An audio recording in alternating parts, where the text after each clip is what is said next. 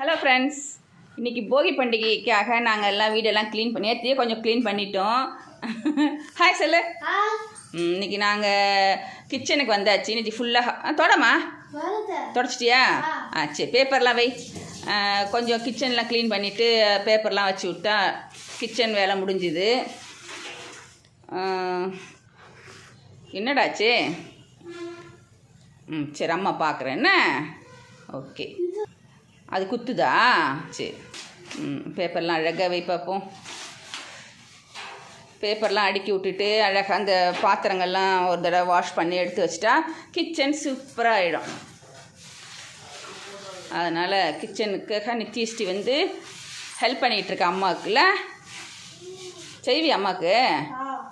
சரி, அழகாக வை பார்ப்போம். வெரி ஊந்தன் போய் சேரா. Very good girl. சூப்பர்.